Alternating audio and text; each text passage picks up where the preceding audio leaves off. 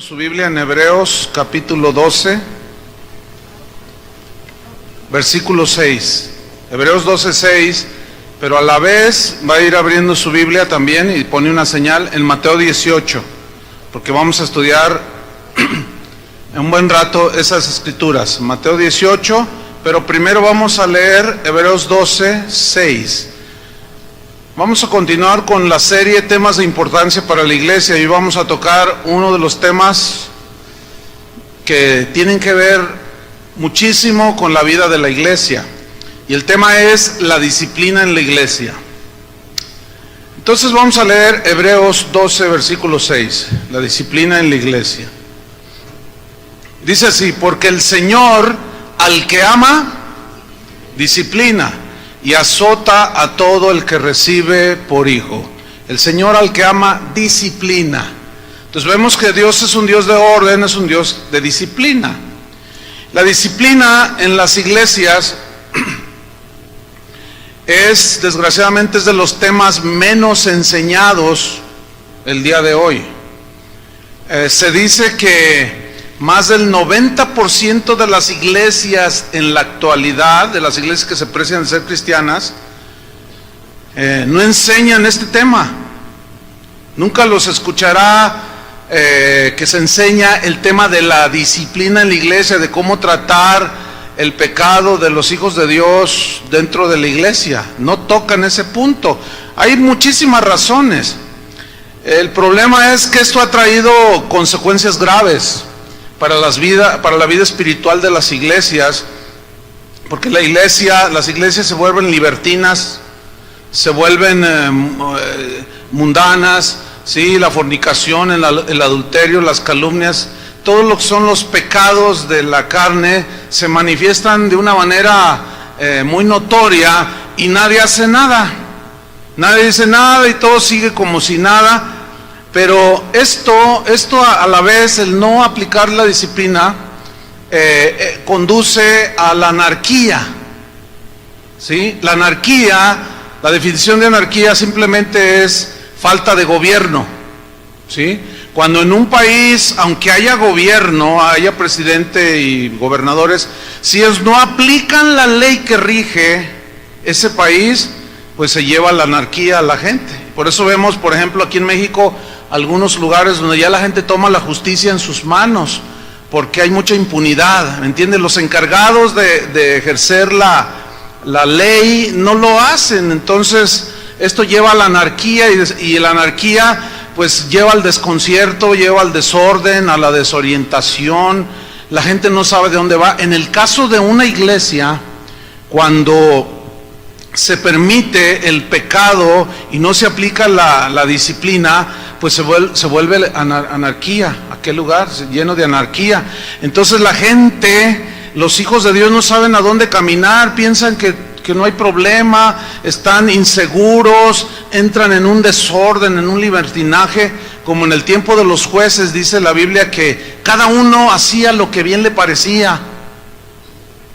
Y en la iglesia del Señor debe de haber orden. Dios del desorden creó el orden. Y como consecuencia, como es un Dios de orden, Él quiere que haya orden en su iglesia. Digo, esto es para las iglesias que se precian de ser cristianas. Tiene que haber orden. En los tiempos de Jesús reinaba la anarquía espiritual. Hay un versículo en Marcos 6:34. Dice que Jesús salió y vio una gran multitud. Imagínense, una gran multitud. Y tuvo compasión de ellos. ¿De dónde salió y por qué surgió la compasión en el corazón de Jesús? Nos dice el versículo: porque eran como ovejas que no tenían pastor. La pregunta es, ¿no había pastores en Israel que pastorearan a las ovejas? Sí. El problema es que como no aplicaban, no enseñaban la palabra de Dios, la gente del tiempo de Jesús andaba en una anarquía total, no sabían a dónde iban. Iban al templo, sí ofrecían sacrificios, pero habían entrado en un legalismo, en una religiosidad, otros en un libertinaje total. Aquello era un caos. Dice que Jesús miró las multitudes y tuvo compasión de ellas porque las vio como ovejas que no tienen pastor. Y dice el versículo al final, y comenzó a enseñarles. ¿Qué ¿qué les enseñó? Su palabra, que los iba a meter en el orden, ¿sí? Entonces, enseñar la palabra de Dios nos mete en el orden de la voluntad de Dios, ¿cierto? Entonces, si nosotros descuidamos este tema, pues las iglesias corren el riesgo de entrar en una anarquía total, en una desubicación. Ya la gente no sabe qué es bueno, qué es malo, y eso se llama anarquía. Entonces, la disciplina en la iglesia es parte del plan amoroso de Dios. Es decir, que la disciplina es una extensión del amor de Dios. Cuando se disciplina a un cristiano, los que ignoran esto tienen un argumento muy socorrido que dicen: ¿y dónde está el amor? Dicen, cuando se disciplina a alguien que anda en desorden. Entonces la respuesta es: pues ahí está el amor, en la disciplina, según la Biblia, porque Dios al que ama disciplina. Entonces la disciplina es una extensión del amor de Dios, porque si se nos deja sin disciplina, entonces no somos hijos de Dios, somos bastardos, dice ahí en Hebreos. Muchos entienden mal este versículo, que el Señor al que ama disciplina. Lo entienden mal y lo interpretan como que Dios mismo es el que debe disciplinar directamente al cristiano o al hijo de Dios que se envuelve en cosas pecaminosas. Es cierto eso, pero también hay otro lado de la verdad. El otro lado de la verdad es que Dios delegó autoridad a sus ministros para aplicar la disciplina que Él dejó establecidos los parámetros de cómo se disciplina el pecado en la iglesia. Entonces, sí es cierto que Dios disciplina, pero Él delegó autoridad a sus ministros para ejercer esa disciplina. Le voy a poner un ejemplo. Es como ustedes como padres. ¿Cuántos son padres? Bueno, ¿Dios puede disciplinar a sus hijos, sí o no? Sí. Pero Dios lo puso a usted como padre, como madre, y le delegó autoridad para que usted aplique la amonestación y la disciplina en el Señor. ¿Me entendió? Entonces la verdad tiene dos vertientes. Es cierto que Dios es un Dios de orden y que disciplina, pero Él tuvo a bien dejarnos a nosotros ejercer la disciplina. Entonces Jesús nos dejó en su palabra la manera en que debe ser tratado el pecado en los hijos de Dios cuando pecamos, ¿sí? Así como también dejó establecido cómo el papá, la mamá gobiernan el hogar para que juntos amonesten, disciplinen, guíen, dirijan, alienten a sus hijos para que crezcan sanos y los lleven en los caminos del Señor. Una vez que ya formamos parte de la iglesia de Cristo, la comunidad cristiana, la congregación debe ser un lugar de orden. La anarquía no está contemplada en el plan de Dios. Por lo tanto, Jesús en Mateo 18, ahí abra su Biblia, nos dejó los principios sobre los cuales nosotros debemos de caminar como congregación, como iglesia cristiana, en cuanto a la disciplina y amonestación del Señor. Mateo 18, ¿ya lo tiene? Ok, vamos a leer, versículo 1. Dice que en aquel tiempo los discípulos vinieron a Jesús diciendo: ¿quién es el mayor en el reino de los cielos? Y llamando Jesús a un niño, lo puso en medio de ellos. Trate de armar un cuadro ahí en su imaginación. Llamó a Jesús, le preguntan y llama a un niño: tráiganme ese niño. Y lo toma así, y lo puso en medio de ellos. Y dijo: de cierto os digo, que si no os volvéis y os hacéis como niños, no entraréis en el reino de los cielos. ¿Cómo es un niño? Mire, un niño no tiene logros, no tiene recursos, no tiene nada, simplemente depende de sus papás, ¿no es cierto? Y si su papá le dice: mi hijo, te voy a llevar a Disneylandia, el niño lo cree. Entonces Jesús le está diciendo: miren, ustedes sean como los niños, dependan totalmente de mí y crean todo lo que yo les estoy diciendo. Sean humildes y sencillos como los niños, tengan esa actitud de niño. Entonces dice en el versículo 4: así que cualquiera que se humille como este niño, o sea, que se rebaje, o no que se rebaje, sino que tome esa actitud correcta, decir: yo dependo solamente de Dios, no de mis recursos, de mi sabiduría, de mi inteligencia. Yo dependo de Dios, y como cantábamos en la reunión de alabanza, tu palabra es lámpara a mis pies. Entonces yo dependo del Señor, y todos los hijos de Dios dependemos totalmente de la palabra de Dios. ¿A quién iremos si solo Él tiene palabras de vida eterna? Y esta enseñanza da vida a los que se congregan en las iglesias cristianas, a los cristianos. Versículo 5: y cualquiera que reciba en mi nombre a un niño como este, a mí me recibe.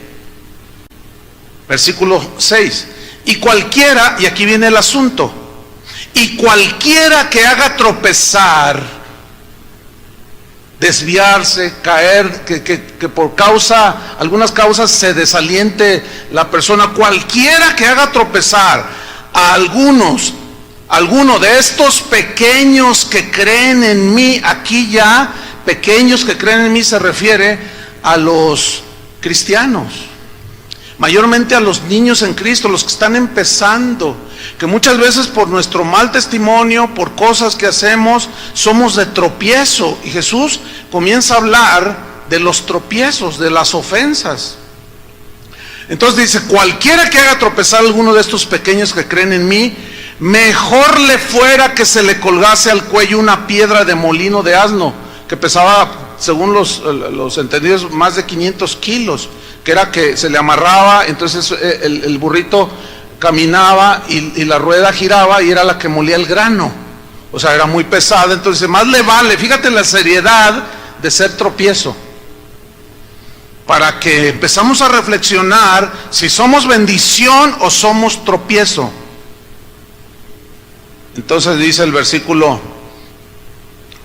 7: ay del mundo por los tropiezos, porque es necesario que vengan tropiezos, pero hay de aquel hombre por quien viene el tropiezo. Dice: hay del mundo por los tropiezos, porque va a haber gente que va a tropezar en los caminos de Dios, por las indiscreciones, por las ofensas, por los malos testimonios, por los malos consejos, por las intrigas, por las mentiras, por pecados.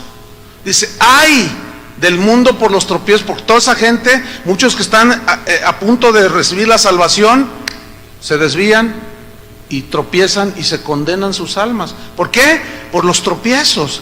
Dice: ¿por qué es necesario que vengan tropiezos? ¿Por qué es necesario? Porque por nuestra humana debilidad, todos estamos propensos a fallar, pero la enseñanza de Jesús, que trae vida, nos ayuda a librarnos de ser tropezadero para otros. Pero luego Jesús dice: pero hay de aquel hombre por quien viene el tropiezo. O sea, viene una disciplina o un juicio del Señor por ser piedra de tropiezo severo. Versículo 11: porque el Hijo del Hombre ha venido para salvar lo que se había perdido. Fíjate, dejó su trono, murió en la cruz, y la gente está en ese proceso de creer. El Espíritu Santo está haciendo la obra, y luego tú te acercas con el que le estás compartiendo, y luego le dices: oye, ¿sabes que mi suegra esto? ¿Sabes que mi lo otro? Y ves que tú eres un boquiflojo, y luego: no, ¿sabes qué? Pues sí, te llevo a la iglesia, vamos a la iglesia, pero no te creas de todo, no te creas de todo.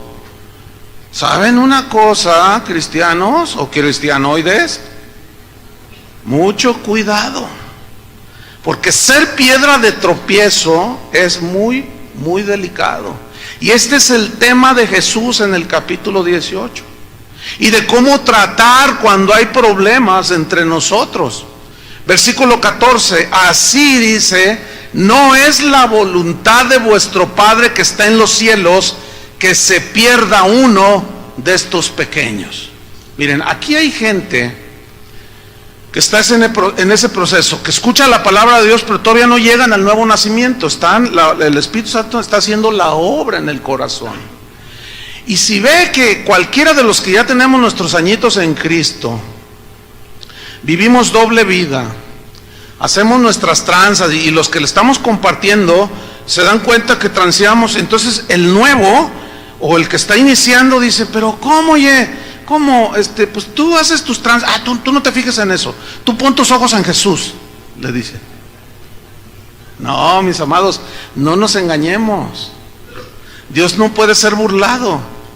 Entonces, ¿eso qué va a provocar en el corazón de los pequeños? Desánimo, desaliento, y abandonan. Y hay de aquel que es piedra de tropiezo. Así dice la Biblia. Entonces, en el versículo 15 en adelante, Jesús comienza a dar las instrucciones de cómo se deben de tratar las situaciones pecaminosas, de ofensa, etcétera, que surgen entre nosotros los cristianos. ¿Cuántos son cristianos? Entonces, esto es para nosotros. Leamos pues Mateo 18, versículo 15. Ahora, fíjate, todo lo que leímos de los tropiezos, y luego dice el versículo 15, por tanto, y esa frase es muy importante, significa que lo delicado de ser tropiezo y lo inevitable de que vendrán tropiezos, entonces Jesús está diciendo, en otras palabras, por lo tanto yo les voy a dar la dirección de cómo solucionar los problemas cuando surjan entre ustedes. Por eso dice, por tanto, sigo leyendo versículo 15, si tu hermano, noten esa palabra, hermano, si tu hermano, ¿qué? Peca contra ti, o sea, si un hermano te ofende, si un hermano te defrauda, si un hermano te miente, si un hermano te calumnia o tu conducta es ofensiva para él, y tú sientes que te está ofendiendo, si un hermano dice, peca contra ti, y Jesús da el primer principio o el primer paso para solucionar eso. ¿Qué dice? Ve y repréndele estando tú y él solos. Ese es el primer paso. Esto significa que si tú te sientes ofendido por alguien, debes ir y hablar ya sea a tu esposa, tu esposo, tu suegra, tu suegro, el amigo, el pastor, el que sea, ¿entiendes? Tienes que ir personalmente con el ofensor, según Jesús. Esto debe de hacerse personalmente, debe hacerse cara a cara. No se puede hacer por recados. Que doña Lupe, la de las hamburguesas, te diga, oiga, ahí le dejó el recado a este hermano. Oye, no dice eso. Tiene que ser algo personal, tampoco por correo electrónico como algunos suelen hacerlo el día de hoy. No, tiene que ser algo según Jesús, tú y él, ¿cómo? Solos. ¿Entiendes perfectamente lo que es solos? Sin nadie más que el ofensor y el ofendido. Yo quiero que ustedes noten que no dice públicalo a los cuatro vientos, ¿verdad que no dice? Publica y dile a todo mundo la ofensa que te hizo ese hermano. ¿Te sientes ofendido? Sí. Dice, ve tú y él solos. No dice que lo publiques a los cuatro vientos. No dice que en tu cuenta de Facebook lo publiques y digan, pues la hermana me hizo esto y lo otro y más allá. Y todo mundo se entere de lo que tú crees que te ofendió esa persona. O en tu cuenta de Twitter o todas esas redes sociales que les llaman de esa manera. No, miren. Jesús está diciendo, tienes que tratarlo de manera personal cuando te sientes ofendido por alguien. Ahora, esto que estoy leyendo, ¿quién lo dijo? ¿Jesús Olivares o Jesucristo? Jesucristo. Miren, cuando alguien viene conmigo y me dice, pastor, quiero decirle algo, a ver, dime, es que fíjese que el ujier, ¿qué? No, pues el ujierme, porque a veces hay gente que se siente ofendida por algún trato de los ujieres, y a veces los ujieres se sienten ofendidos, pero ellos están preparados para eso, se están instruidos por algún maltrato de ustedes, pero ellos lo toman por alto porque ellos están adiestrados para eso, ¿no? Pero en el caso de alguno de aquí, no, pues es que el ujier me dijo, siéntese aquí, pero yo me quiero, haga lo que yo le digo. Entonces me gritó, ¿te estás ofendido? Sí, mira, no puedes hablar conmigo. ¿Quién es? Pues aquel que está allá, ve y habla con él. No, pero usted es el pastor. Pero mira, la Biblia dice que si tú te sientes ofendido, ¿qué hagas? Ve tú y él solo. Yo no puedo intervenir aquí. Ve y habla con él. Eso dice la Biblia, ¿no es cierto? Si no se hace de esa manera, se violan las instrucciones que Jesús nos dejó como iglesia, como cristianos, para solucionar nuestros problemas. Si no se hace de esa manera, tenemos que hacerlo de esa manera, porque ese es el parámetro que Jesús dejó. Ahora miren, como pastor, ya en el ministerio más de 30 años, déjame decirle algo. Este principio que dejó Jesús es el primer paso. Debo decirle que en mi experiencia pastoral, puedo asegurarles que el 90% de las situaciones que se generan entre los hijos de Dios, o aún en la familia, o sea, cosas, diferencias, ofensas, pecados, etcétera, se solucionan en el primer paso. Por experiencia se lo digo. ¿Y por qué lo digo así tan contundente? Pues porque Jesús lo sabía. Lo primero que tienes que hacer es hablar con el que te ofendió. Oiga, vengo a darle una queja de mi esposo. A ver, hermana, ¿ya habló con él? No, porque no sé qué, no. Es que con él no se puede hablar. No, yo no puedo hablar con usted. Pero pastor, ayúdeme a aconsejar. No, tienes que primero hablar con él. Entonces imagínate que tu esposo te ofende. No hablas con él y luego en tu cuenta de Facebook le pones ahí: querida Panchita González, fíjate que mi marido hizo esto y lo otro, y cualquiera se puede meter a tu cuenta de Facebook, si sabes eso, ¿no? Entonces ya todo el mundo se da cuenta. Entonces no falta la argüendera que te conteste: no, yo que tú lo dejo. Y luego otra le sigue: sí, mira, yo tenía uno igual que ese, yo hasta le di sus cachetadas. No te dejes, hermana, dile: mira, en el nombre de Jesús. Y luego el otro dice: amén, hermana, yo estoy de acuerdo contigo. Y luego otra todavía más tonta dice: no, búscate otro. Mira, yo así lo hice y vieras qué bien me ha ido, gloria a Dios. Eso sucede en ese tipo de cosas. No es así, hermanos. Eso no es lo que Jesús dijo. Dice: ve tú y él solos. Primer paso. Segundo paso. Si en me estoy adelantando un poquito, dice: si tu hermano peca contra ti, ve y repréndele, dice. Quiero enfatizar eso. Reprenderle es decirle la razón de tu ofensa. Tienes que ir con él, con ella, y decirle: oye, hermano, fíjate que estoy considerando que tu conducta me está ofendiendo a mí y está ofendiendo a otros, pero yo te lo vengo a decir porque pues yo soy tu hermano. Entonces eso es decir, cara a cara el asunto. Entonces ya el otro te dará su explicación. Y déjenme decirles, muchísimas veces en ese primer paso son malos entendidos, que ya cuando se aclara: no, perdóname, hermana, no, perdóneme, hermano, no, está bien, y se arreglan las cosas. Ahora fíjate lo que dice: si te oyere, estoy en el mismo versículo 15, si te oyere, o sea, significa que si efectivamente te ofendió, si te oyere significa si se arrepiente y reconoce tu adversario que te ha ofendido. ¿Qué dice Jesús que has hecho? Has ganado a tu hermano. O sea, no pierdes un hermano. La razón de ir y aclarar las cosas personalmente es para ganar al hermano, no para perderlo. ¿Has perdido alguna amistad o algunas amistades? Porque en lugar de hacer el paso número 1, te brincaste del 1 al 4.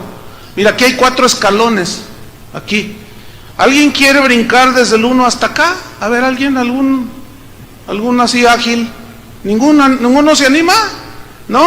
¿Tú? ¿No? ¿Quién se anima? Nadie. Entonces, ¿por qué nos brincamos? No tomamos el paso número 1, ni el 2, ni el 3, y nos vamos hasta el 4 y lo tomamos como gentil y publicano. Ese es un terrible error que viene a resultar con tropiezo para los débiles. para tus hijos, para los que te rodean y otros que se enteran del asunto. ¿Por qué? Por andarlo soltando sin haber hecho el primer paso. Y en lugar de ganar a tu hermano, no pierdes un hermano, pierdes un montón de hermanos, pero eres tropiezo. Entonces, viene el paso número 2. Si no hay resultados satisfactorios después de hacer el primer paso, que tú vas y hablas y el otro se pone una actitud así, a mí nadie me dice lo que yo digo, lo que yo debo de hacer, y que yo no sabes con quién te pones, y yo soy amigo del pastor, dicen. Esta es bien socorrida,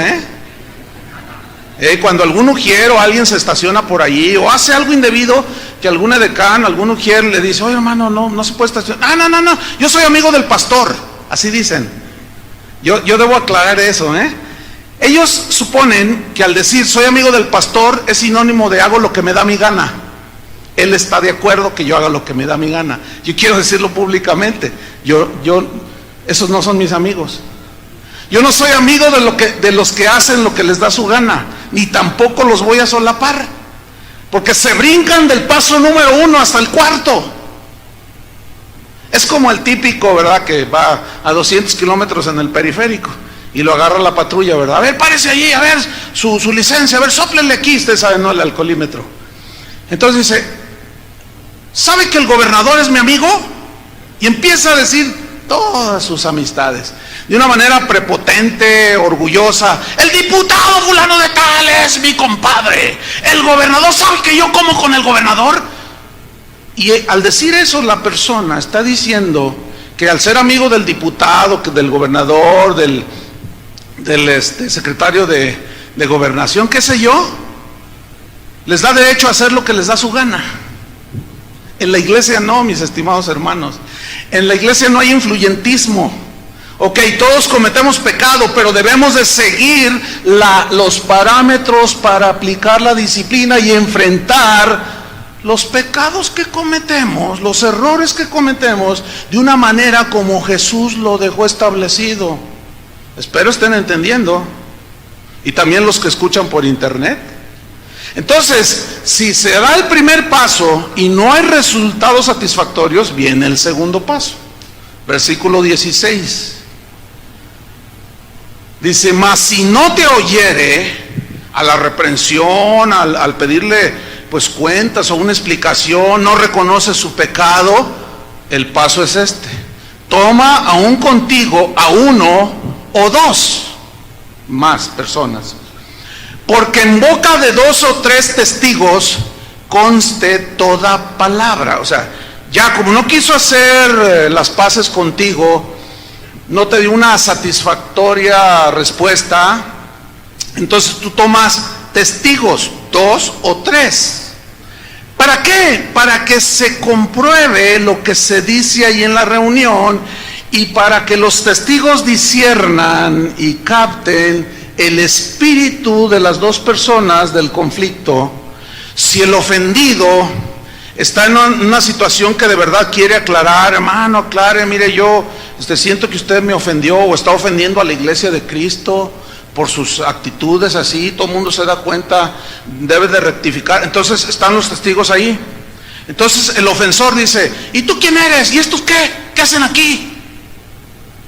O puede ser que con los testigos la persona diga, ay, pues me da pena esto.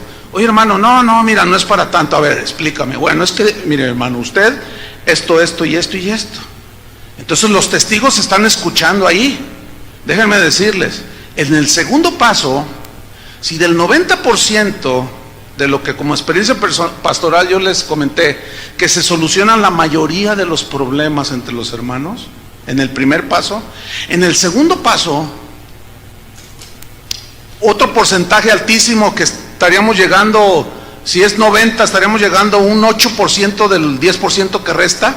Ahí se soluciona en el segundo paso, con los testigos. ¿Cuántos problemas matrimoniales he visto que se solucionan cuando ya intervienen 2 o 3 testigos? Y el varón deja el adulterio porque fue confrontado y reconoce, fue redarguido, fue reprendido, reconoce y le pide perdón a la esposa y siguen adelante. ¿Sí? Ahí queda la gran mayoría, fíjense, de todos los problemas en la iglesia. ¿Por qué? ¿Por qué Jesús dejó estos pasos? Porque Él sabía cómo qué era lo mejor para nosotros hacer para solucionar nuestros problemas. Ahora, en Deuteronomio 19:15, ahí está precisamente este principio que Jesús usó del primer paso y el segundo paso. Quiero que lo abramos ahí y dejen una señal en Mateo 18. Deuteronomio 19:15. Dice así: no se tomará en cuenta a un solo testigo. O sea, déjenme explicarles. Alguien viene y me dice: pastor, es que mi esposo, yo no puedo hablar contigo porque dice la Biblia, en el Antiguo y en el Nuevo Testamento, en el Antiguo dice, el testimonio de uno solo no sirve, mejor ve y arréglate tú, porque como no hay otros testigos, ve tú y arréglate. Ahí está el paso número 1. No se tomará en cuenta un solo testigo contra ninguno en cualquier delito ni en cualquier pecado, en relación con cualquier ofensa cometida. Solo por el testimonio de 2 o 3 testigos se mandará la acusación. Mira, tú aquí en la tierra vas con un juez, pones una demanda contra alguien que tú crees que te robó tu auto, o que te hizo algo, que qué sé yo. Entonces tú estás sobre el juez de primero, pues te mira y no se la cree a tu testimonio. Tienes que presentar, pues, ¿sí o no, licenciado? Ahí está.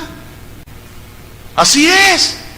Entonces, no, pero es que yo le estoy diciendo, pero es que con el testimonio de uno solo no. Pues ve y arréglate tú con él. Y el abogado o el juez está tratando de que te arregles tú, ve tú y arréglate, ándale. Haz las paces o qué sé yo, pero arregla tu asunto. Pero si tiene testigos, entonces presenta 2 o 3 testigos. ¿Por qué? Que presenciaron el hecho. Fíjense qué interesante, qué tremendo es el Señor, qué sabiduría, y aún nos dejó para que incluso en las leyes de un país tengan estos principios. Entonces dice, solo por el testimonio de 2 o 3 testigos se mandará la acusación, si no, no prospera la acusación.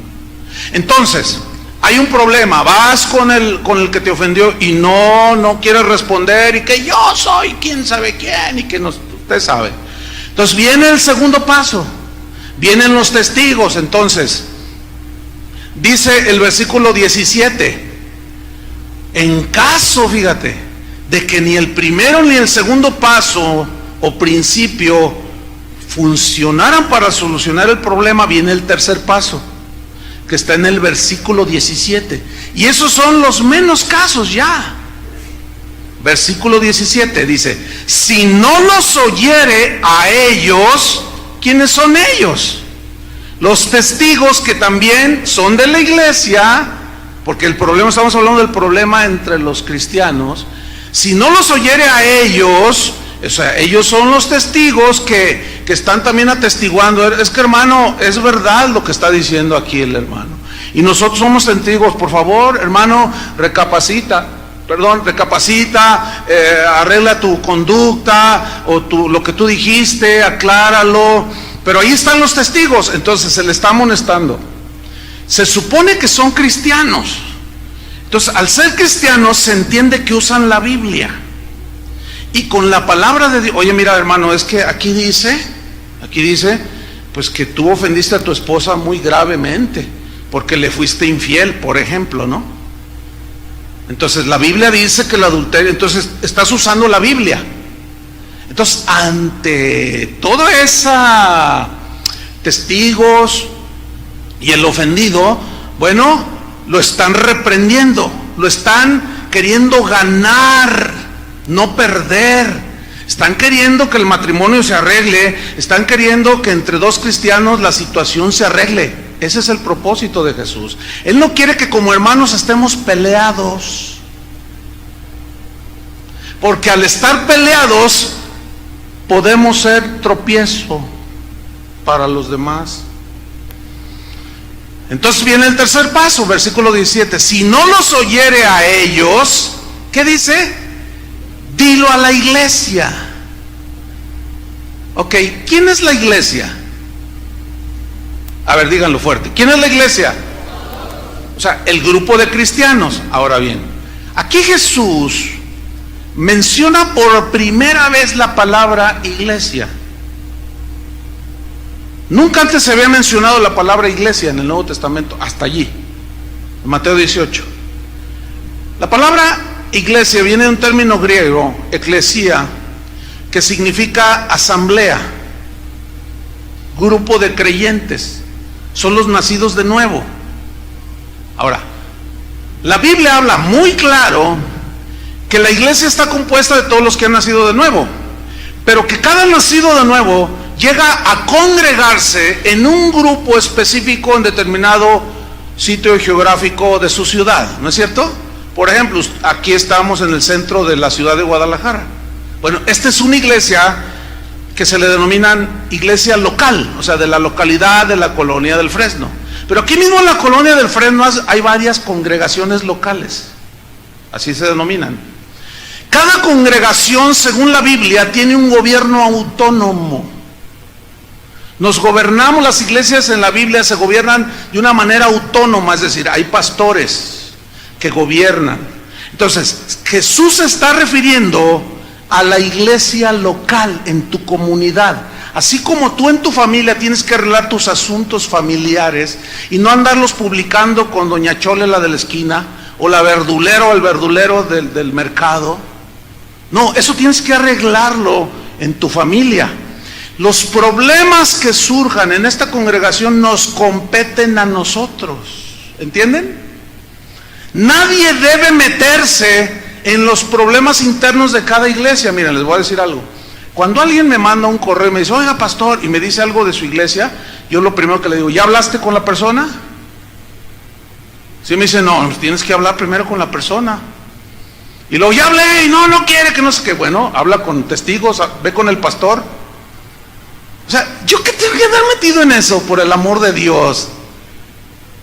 Yo no soy verdulero. ¿Entienden esa frase, no? O sea, chismoso, pues. A mí no me interesa. A mí Dios me va a pedir cuentas de los problemas que surgieron aquí. No en los problemas que surgieron en la esquina de la iglesia de allá enfrente, en la iglesia que está en la otra esquina. El pastor de allá dará cuentas.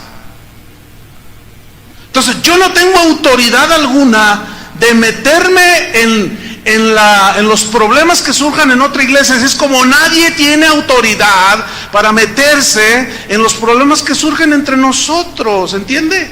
Porque es bien común, muy común, que aquí se discipline a alguien y está ardido el disciplinado.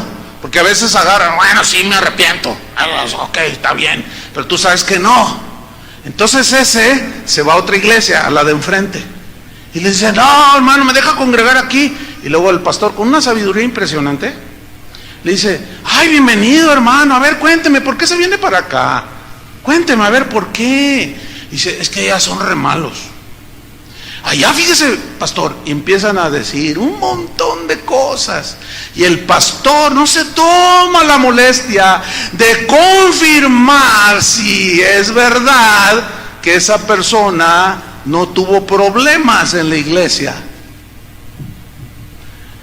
Entonces los reciben. Entonces el pastor recibe aquella información y luego la empieza a publicar. Empieza a decir, y empieza a meterse en los problemas que no le importan. Porque ¿cómo sabe él si se está tratando el asunto o no? No sé si me estoy dando a entender.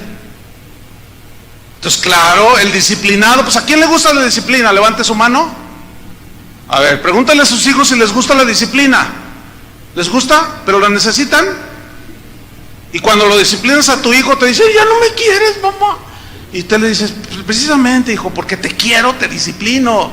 Bueno, Dios, porque nos ama, nos disciplina.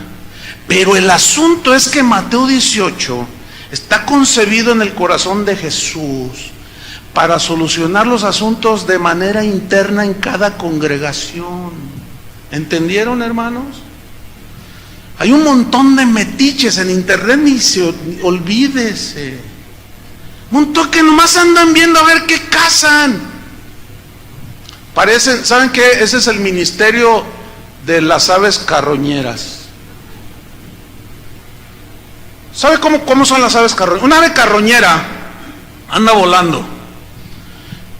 Esa ave puede estar volando y mirar hacia abajo y estar volando sobre un campo lleno de flores, de ríos, de árboles frutales, de cosas hermosísimas, de cañadas, etcétera.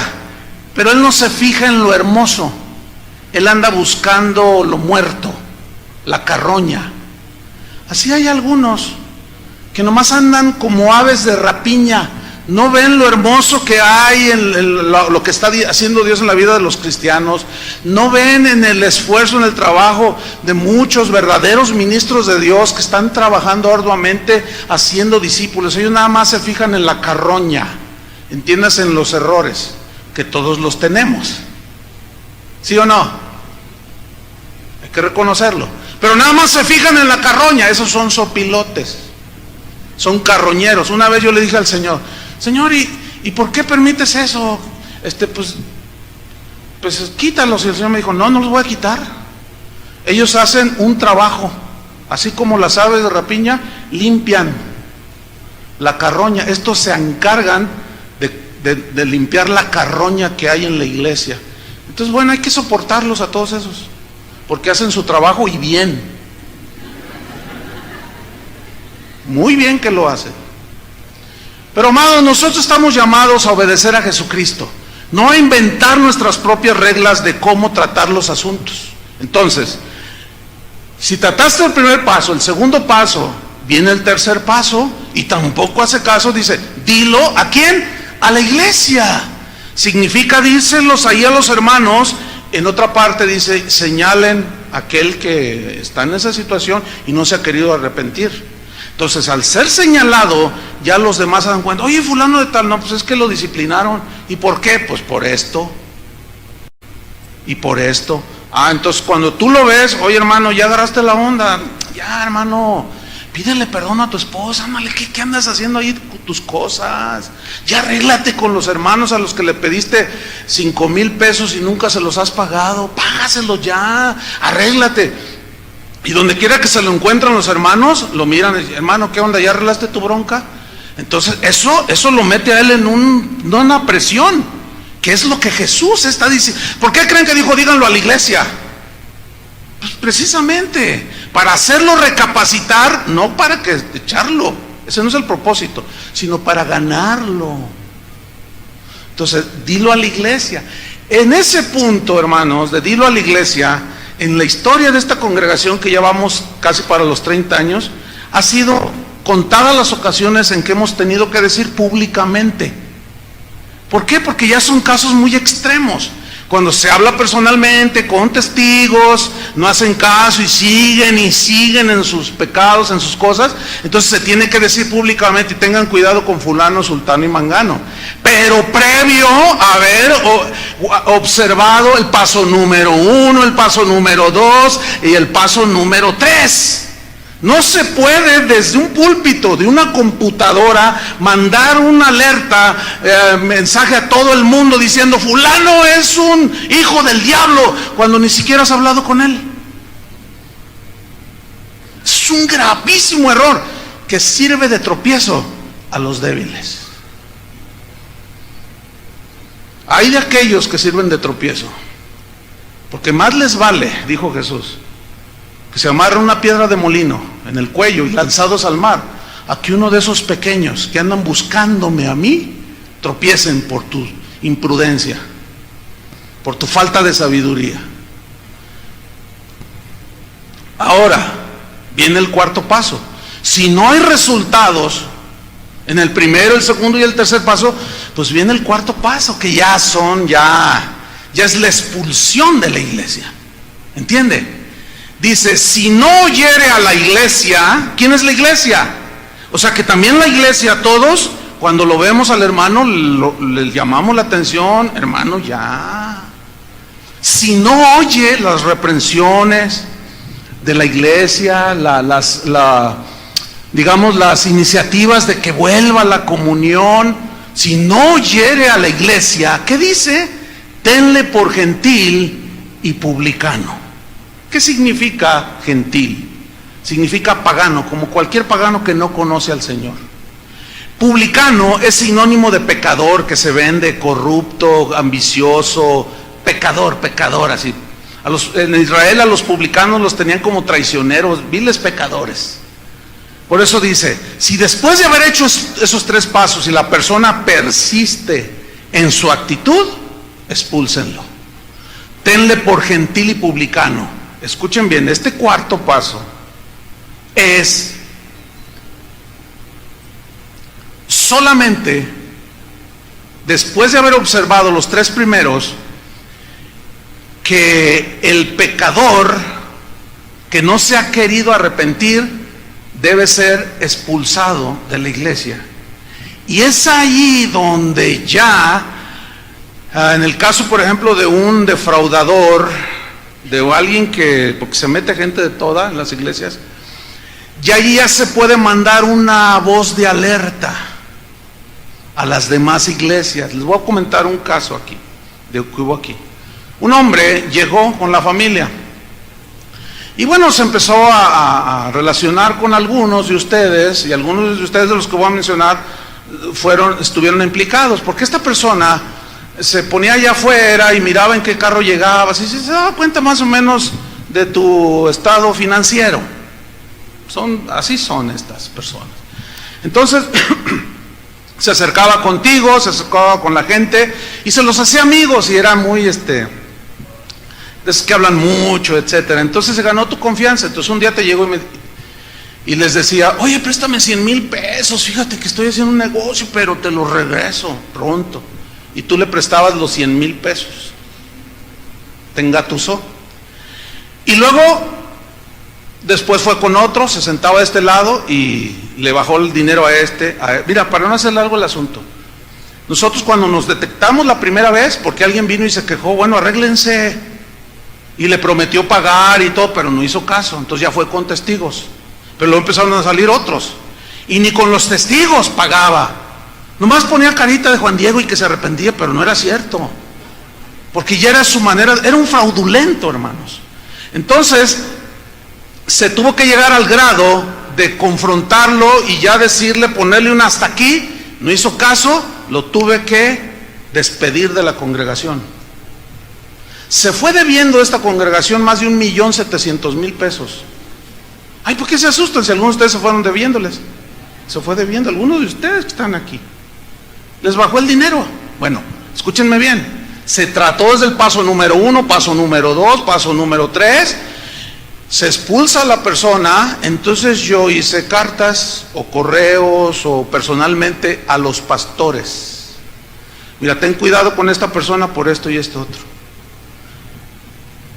Otro caso, me di cuenta de alguien que también con problemas semejantes se fue a otra congregación de aquí. Entonces yo me enteré y yo le mandé al pastor el reporte para advertirle que fuera muy cuidadoso, porque iba a hacer exactamente lo mismo.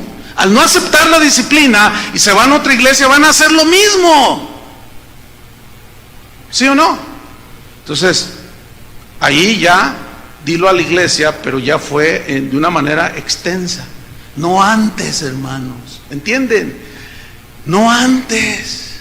No vamos a cometer el error que se hacen aquí. Aquí alguien te pone una demanda y te agarran y te ponen una patiza a los judiciales. Y luego te meten ahí y después del año, ay, disculpe, usted es inocente. Y hasta en el periódico salen así esposados y salen, no, como no los dejan hablar. Oye, ¿por qué está aquí? Pues no sé. Y luego todavía el periodista dice no sé, pero es un maleante, es un delincuente, es un no sé qué. Y todo el mundo lo ve ahí y resulta que sí era inocente. ¿Y ahora? Ya todo el mundo cuando lo ve se quedaron con eso en la imagen de que es un delincuente, cuando fue acusado falsamente. Hermano, no podemos ser tan torpes en hacer semejantes juicios, ¿entienden? No, eso que lo hagan los anarquistas. Este no es un lugar de anarquía. Queremos hacerlo paso número 1, 2, 3 y 4. Pero los que no están involucrados en este ministerio, que ven un aparente abuso de autoridad porque se quejó el expulsado o el disciplinado, y el otro le cree sin investigar, sin preguntar, y empieza a decir que abusaron de él, y el otro se la cree. Eso es un error gravísimo que sirve de tropiezo a los demás. Entonces, Jesús en Mateo 18, volviendo a Mateo 18, 18, dice: de cierto os digo que todo lo que atéis en la tierra, esto tiene que ver con la disciplina, no tiene que ver nada con demonios, será atado en el cielo, y todo lo que desatéis en la tierra será desatado en el cielo. O sea, cuando se expulsa a alguien, se queda atado. Cuando se arrepiente y regresa eventualmente y pide perdón, se le desata.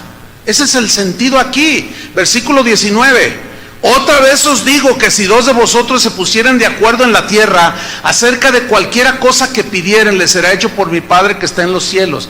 Ese ponerse de acuerdo se refiere a la disciplina que se le va a dar al ofensor.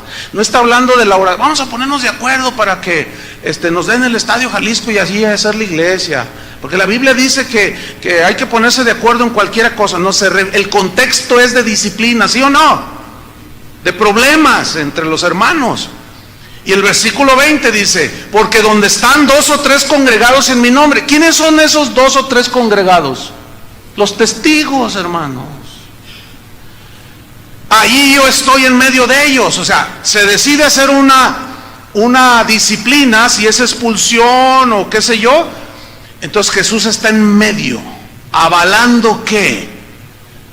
La disciplina que se le está impartiendo al ofensor, avalando la autoridad que Dios delegó a los ministros. Como tú cuando disciplinas a tus hijos, el Señor está allí contigo, avalando y respaldando la disciplina, si es en el Señor, obviamente, que tú les estás dando a tus hijos, porque Dios te delegó la autoridad, nos delegó la autoridad, y al ejercerla, Él está allí con nosotros, avalando y respaldando que estamos gobernando el hogar, la familia, la iglesia. ¿Se entendió? Ok, seguimos adelante. Si esto no tuviera que ver con las ofensas y el perdón, yo quiero que ustedes noten que yo voy siguiendo el capítulo 18 de una manera, digamos, expositiva. O sea, voy por versículos, ¿sí? Entonces, si no se tratara de las ofensas y que tienes que perdonar, etcétera, etcétera, entonces el versículo 21, ¿por qué Pedro sí entendió? Miren, no era tan así como dicen algunos que era Pedro, que era medio torpe y que no sé qué. Pues aquí no se le ve nada de torpeza. Él entendió perfectamente lo que Jesús estaba diciendo. Por eso le preguntó en el versículo 21. Entonces, dice, se le acercó Pedro y le dijo: Señor, a ver, porque él oyó todo el discurso de los tropiezos, y que si tu hermano ve tú y él solos, y si no, el segundo paso, tercero, cuarto. A ver. ¿Cuántas veces perdonaré a mi hermano que peque contra mí? ¿Hasta 7? Jesús le dijo en el 22, no te digo hasta 7, sino aún hasta 70 veces 7. ¿Qué significa eso? Todas las veces que tu hermano peque contra ti, se arrepienta, debes perdonarlo, porque ese es el otro lado. Ahí vas tú 1 a 1, el primer paso. Entonces, el otro recapacita y dice: ¿sabes qué, hermano? Sí, perdóname. ¡Ay, sí, verdad! ¡Qué fácil! Ya nada más, ya, ¡ay, perdóname! Ya con eso piensa que todo está arreglado. Oye, espérame, te está pidiendo perdón, ¿no? Entonces, si no lo vas a perdonar, ¿a qué vas a hablar con él? No sé si me expliqué. No tiene sentido. No. Si tú vas y estás pidiendo tú una explicación y que él corrija la ofensa, entonces la corrige y te pide perdón, y tú no lo perdonas, en santo complejo problema te estás metiendo. Pues se entiende que tú vas a solucionar el problema y la persona va a reconocer y te va a pedir perdón. ¿Y tú lo debes qué? ¿Hasta 7 veces? 70 veces 7. Entonces, ¿cómo publicar abiertamente el error de un hermano si ni siquiera pasaste por el paso número 1, ni mucho menos por el 2, ni mucho menos por el 3? ¿Qué oportunidad le estás dando de resarcir su error si tú te brincaste hasta el 4?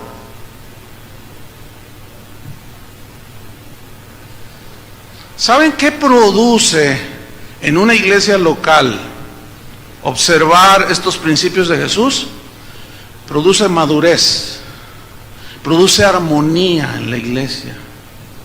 Les voy a decir algo que pocas veces digo, pero que es necesario.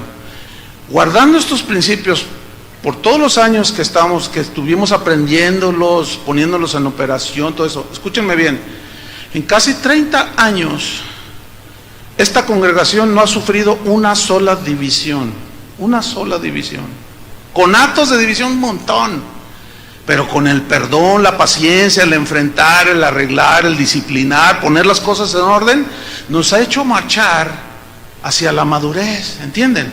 Vamos a seguir en el mismo tenor, vamos a seguir con los mismos principios. Yo no pienso cambiarlos, aunque algunos los cambien.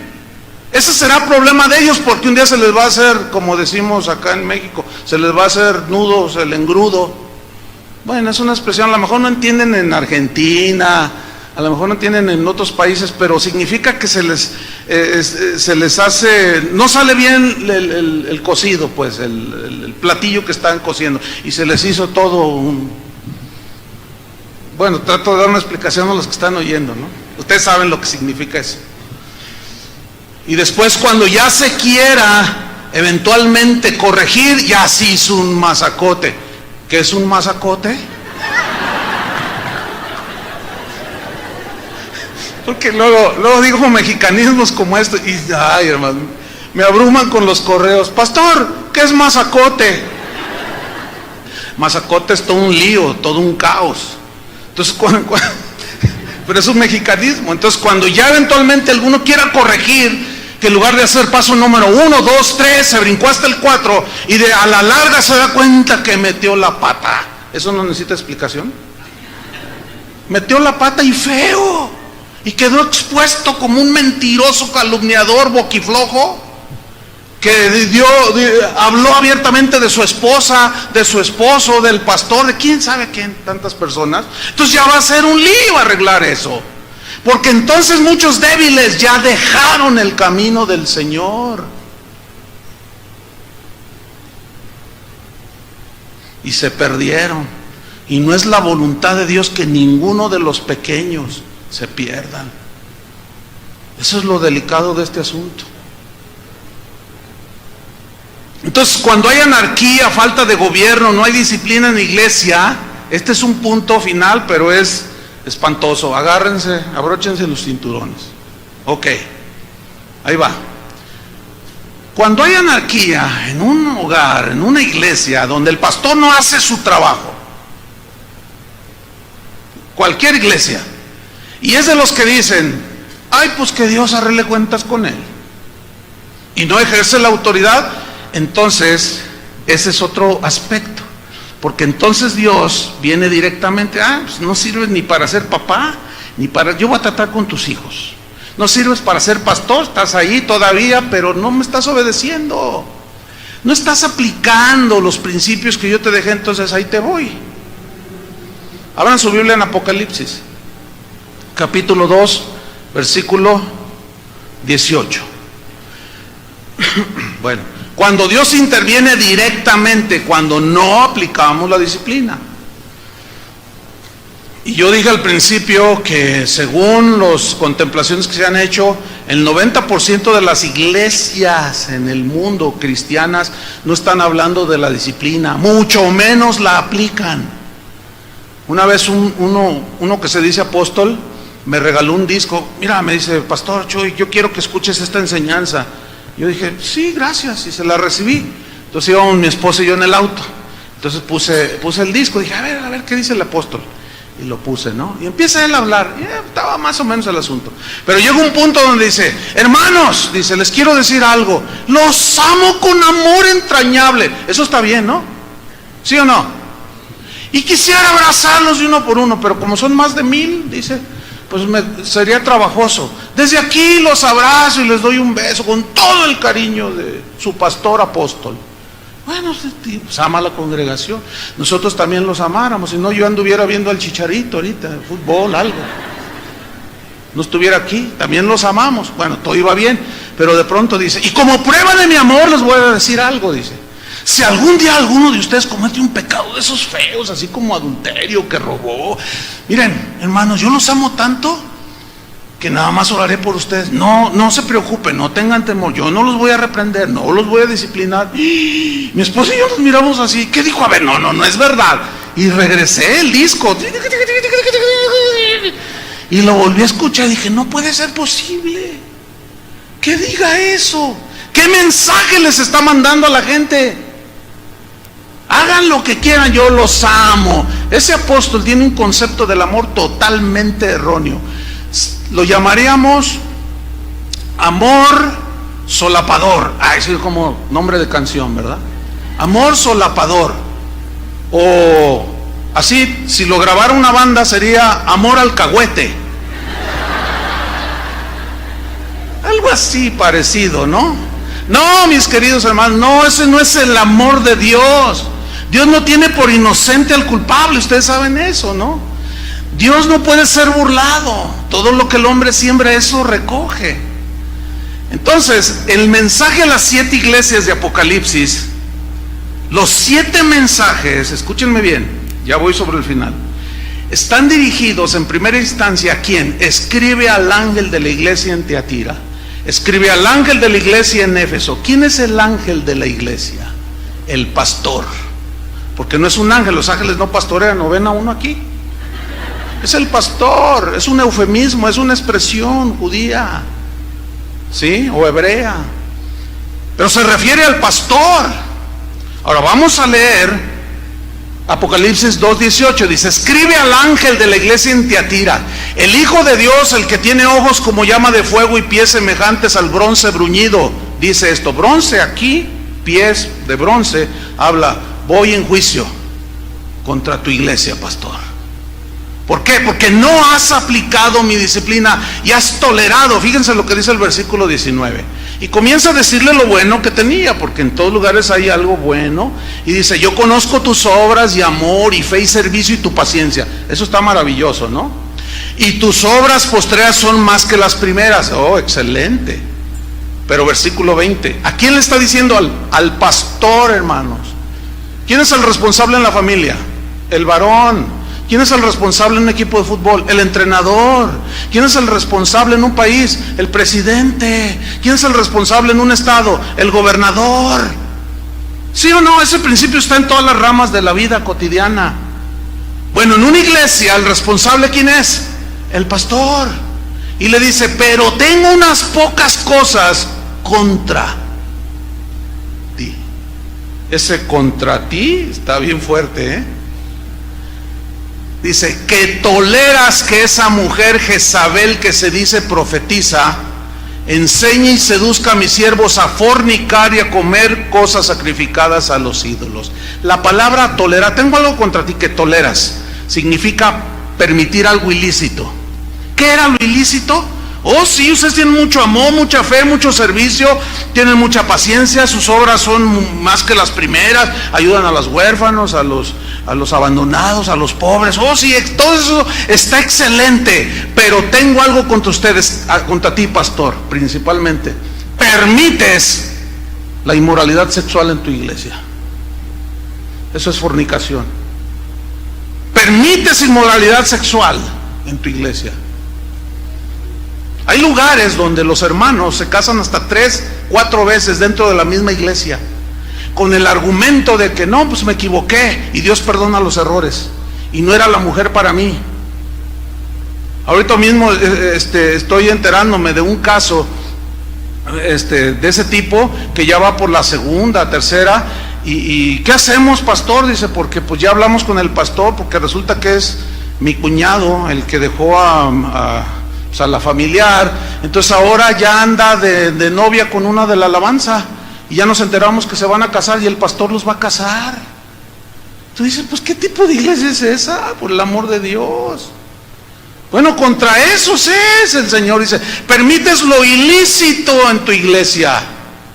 Toleras que esa mujer seduzca a mis siervos, ¿a qué? A cometer inmoralidades. Y tú, bien, gracias. Y no estás ejerciendo la disciplina. Dice versículo 21, y le he dado tiempo para que se arrepienta. ¿Pero qué? No quiere. Mira, esto de le he dado tiempo habla de la paciencia y del amor de Jesús, ¿eh?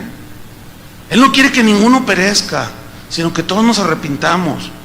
Pero dice, le he dado tiempo para que se arrepienta, pero ¿qué dice? No quiere. Y tú no haces nada, pastor.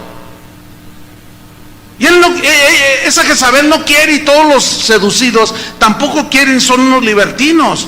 No quiere arrepentirse de su fornicación. Fíjate el versículo 22, y aquí está. Cuando desatendemos eso y el Señor mete la mano directamente, y la Biblia dice, horrenda cosa es caer en manos de un Dios vivo. ¿No dice así? Dice el versículo 22, he aquí, dice, yo la arrojo en cama. Ah, caray, ¿cómo? Yo la arrojo en cama, dice. Resulta que la palabra griega que se traduce cama es una palabra griega, clean, con K, clean, de donde se deriva la palabra clínica. Ok, ponga mucha atención. La palabra clean, que se traduce cama, tiene dos significados en el griego. Uno es caer postrado por enfermedad, y el otro es meter a un féretro. Y aquí, para los que andan jugueteando, ahí va, esto está bien pesado. ¿Qué hay en una clínica? Enfermos, postrados, lo cual significa, si no se arrepienten, Dios se va a valer de lo que Él quiera, Él es soberano. Hay enfermedades que los demonios ciertamente ponen allí, hay otras que vienen como desgaste, otras como prueba, pero hay otras que son como disciplina del Señor. Yo sé que esto no les gusta a los de la prosperidad, porque ellos confiesan que nadie se debe enfermar, y cuando se enferman dicen que andan de gira y están en un hospital, en la clínica. Cuando alguien viene conmigo y me dice, pastor, ore por mí porque estoy enfermo, yo siempre indago más. ¿Y cómo está con su esposo? ¿Y cómo está con...? Porque me puedo estar metiendo en un asunto allí de disciplina directa con Dios, porque al tenerlo tan guardadito, tan protegido, tan camuflajeado, ni la esposa se da cuenta a veces, ni el esposo, ni el pastor, de cómo andan las ovejas. Pues no anda uno detrás de ustedes, ¿verdad que no? Entonces puede venir ahí, no, le he dado porque tenemos una comunión con Dios, y Dios te habla, y tú lo tienes bien guardado, y no te quieres arrepentir. Ah, bueno, te da tu clinazo y cama. Santiago 5:14, fíjese bien rápido. Santiago 5:14, pongan mucha atención a estas escrituras, son muy importantes. Santiago 5:14 dice así: ¿está alguno enfermo entre vosotros? ¿Se enferman o no los cristianos? Si no, entonces ¿por qué está ese versículo? Ah, bueno. ¿Está alguno enfermo entre vosotros? Llame a los ancianos de la iglesia. ¿Quiénes son los ancianos? ¿Los viejitos de la iglesia? No. Los pastores, los ministros. Llámelos y oren por él, o sea, por el enfermo, ungiéndole con aceite en el nombre del Señor. Esta es la única escritura en el Nuevo Testamento que permite ungir, en este caso a los enfermos. Pero ¿quiénes son los que ungen? ¿Cualquiera? No, los pastores. Versículo 15: y la oración de fe salvará, se entiende, sanará al enfermo, y el Señor lo levantará. Pongan mucha atención. Y si hubiere cometido pecados, le serán, ¿qué? ¿Pero qué relación tiene eso con la enfermedad y el haber cometido pecados? Miren el versículo 16: confesaos vuestras ofensas unos a otros y orad unos por otros para que, ¿qué? Para que seáis sanados. La oración eficaz del justo puede mucho. Yo he presenciado casos así. En cuanto se arreglan los problemas, He orado, es más, a veces se está orando, pidiendo la reconciliación al Señor, pidiendo perdón, y la gente está sanando de su enfermedad. Tremendo, ¿no? El segundo significado de clean, postrados en cama, yo los arrojo en cama, es echar en un féretro, y ese sí que está bien pesado. ¿A quién metes en un féretro? A un muerto. ¿Qué significa eso?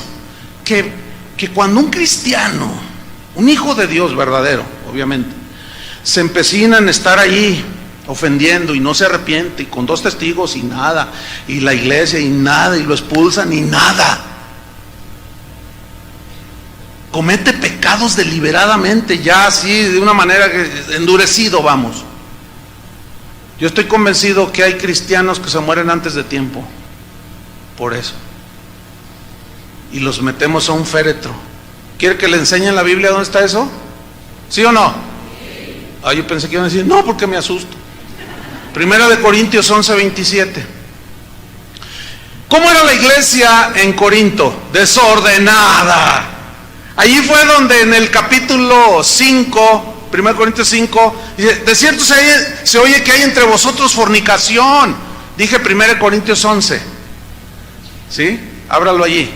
De cierto se oye que hay entre vosotros fornicación, cual ni aún entre los paganos se nombra. Tanto que uno tiene la mujer de su padre y usted no hace nada, el tal se ha entregado a Satanás para destrucción de la carne. Ahora, ¿por qué Pablo utilizó ese juicio tan severo? Porque ya había investigado todo. Esperó a que los líderes de Corinto hicieran algo y no hicieron nada. 1 Corintios 11:27. Pero él investigó, porque hay algunos que no investigan nada. Por eso Pablo dio ese juicio ya al cuarto paso. Vamos a 1 Corintios 11:27, está hablando de tomar la cena, dice, de manera que cualquiera que comiera este pan o bebiera esta copa del Señor indignamente, o sea, en una situación así de tropiezo, de pecado, será culpado del cuerpo y de la sangre del Señor. Por tanto, dice, pruébese cada uno a sí mismo, o sea, examínese cómo está su condición delante de Dios y los demás, y coma así del pan y beba de la copa, porque el que come y bebe indignamente sin discernir el cuerpo del Señor, ¿qué come? Ay, Dios, juicio come y bebe para sí. Mira el versículo 30, por lo cual hay muchos que enfermos y debilitados entre vosotros, y muchos que esta palabra duermen es un eufemismo, significa han muerto, para decirlo así suavecito, para que no se asustaran tanto. Ese es el propósito del eufemismo, decir algo de una palabra más suave, ¿verdad? Pero en realidad dice, algunos por persistir en esas actitudes están enfermos, y otros están como debilitados, no son capaces de resistir las pruebas, los ataques del enemigo, por su amargura, por su rencor, y el diablo los hace como quiere. Y otros, dice, ya se murieron. ¿Por qué? Por persistir en su pecado. Miren, en esta congregación en los casi 30 años ha muerto mucha gente, es una congregación numerosa. A veces nos juntan, hemos tenido hasta 3 en un día.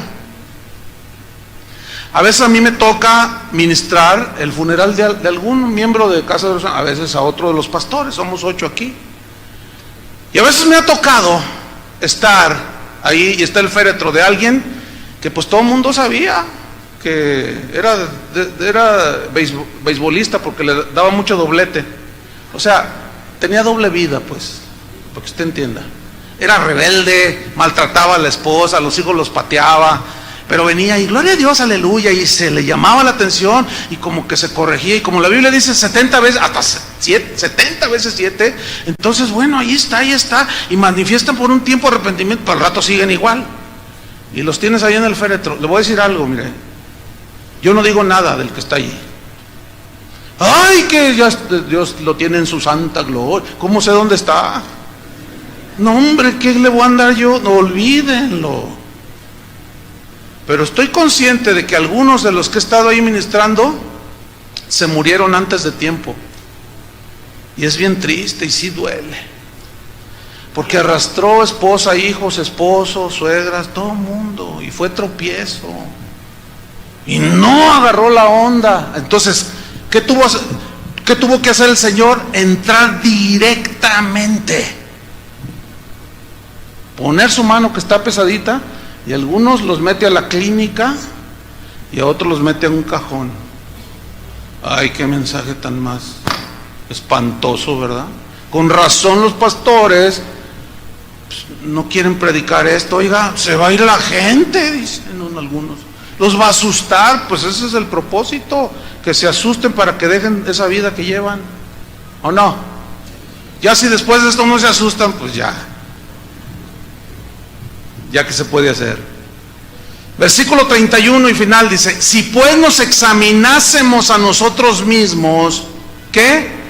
No seríamos juzgados, mas siendo juzgados, ¿por quién? Fíjate, somos castigados, ¿por quién?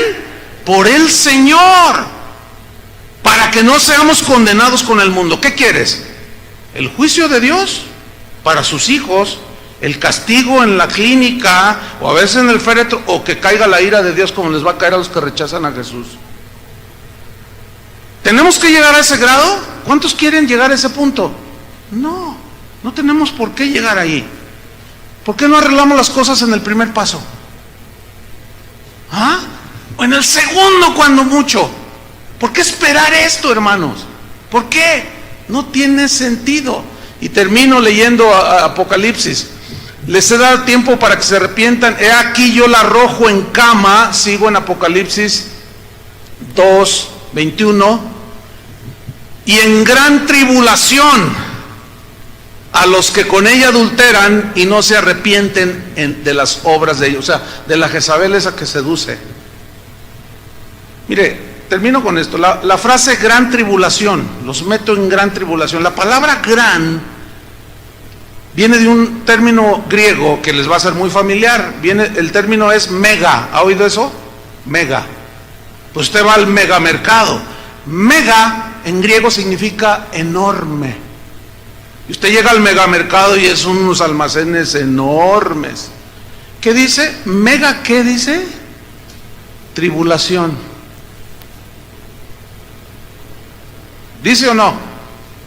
Mega, grande, enorme, tribulación. La palabra tribulación viene de un término griego, lipsis, que significa enorme presión. Significa estrechez extrema, enorme angustia. ¿Por qué? ¿Por qué Dios tan drástico? No. ¿Por qué hace Dios esas cosas? Porque quiere tu corazón, entiéndalo. Porque Dios al que ama disciplina y no le interesa quitarte todo y dejarte ahí en el piso, con tal de que rectifiques y te vuelvas otra vez al Señor. Ese es el propósito de la disciplina. Más adelante dice a otra de las iglesias: yo amo y reprendo a todo aquel, yo disciplino, amo y castigo a todo aquel que amo. Yo disciplino a todo aquel que amo. Sé pues celoso y arrepiéntete. Conclusión: recibimos la disciplina del Señor desde el primer paso, segundo, tercero o cuarto. Usted lo decide. Pero en este lugar hay disciplina. Y nunca vamos a procurar nunca brincarnos del paso 1, 2 y 3 para llegar hasta el 4, como algunos lo hacen. No, porque eso lo único que trae es anarquía misma. No, vamos a seguir como hasta ahorita hemos seguido. Amén. Cuando ustedes se den cuenta de alguien, oye, ¿por qué fulano? ¿Qué pasó ahí? No, pues lo disciplinaron. Usted simplemente confíe. Ahora, si usted está interesado en saber, ven y pregúntenos a nosotros. No le escriba a nadie al internet y le diga, oiga, acá en casa oración, el patario, porque el otro va y lo publica por allá y luego se hace un chismosote y se mete en lo que no le importa, cuando no sabe si estamos tratando las cosas o no. La persona que te escucha o el que te oye, qué sé yo, el vecino. Oremos, hermanos. Señor, te damos gracias. Gracias porque tu palabra en verdad es vida, nos da vida, a la vez nos libra de la anarquía, nos desvía de tantos errores, Señor. Nos ayuda en contra de la desviación de tantos errores. Ayúdanos, Señor, a ser sabios. Gracias porque tu palabra nos da la directriz, nos da la manera en que podemos solucionar las cosas, Señor. Danos sabiduría, prudencia, sensatez. Ayúdanos, Señor, porque queremos que nuestra congregación aquí local siga caminando hacia la madurez. Estamos aprendiendo, nadie es perfecto, cometemos errores. Sin embargo, por la gracia de Jesús y de nuestro Padre, Él siempre nos va a corregir, siempre nos va a dirigir, porque es su iglesia, Él la pagó a precio de sangre, y Él dijo, yo edificaré mi iglesia. Lo que nosotros solamente tenemos que hacer es obedecerte, Señor. Obedecer lo que está escrito y no inventar nuestras propias reglas. En el nombre de Jesús, gracias por cada hermano, cada varón, cada mujer, cada niño de esta congregación local. Gracias, Señor, porque tú nos amas y nos disciplinas y nos corriges desde temprano. Gracias, Señor, porque